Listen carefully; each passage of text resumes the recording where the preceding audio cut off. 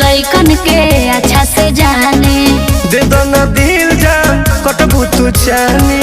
अरे साचे कहत ले जा ए बाबू सुना तोहरा जैसे लइकन के अच्छा से जाने दे दो ना दिल जान कटबू हो चानी। प्यार न तो हसे गरम गाली दे दे मुझे गरम मिजाज करबे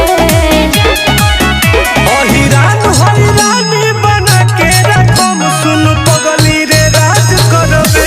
अच्छा हिरानी बना के रखम सुन पगली रे राज करबे। अरे सही कहत नहीं जा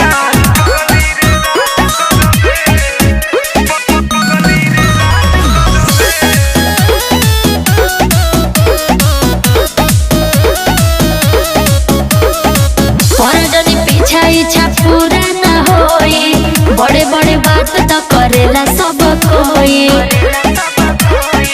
का लागता हमके दिल में बसा के रख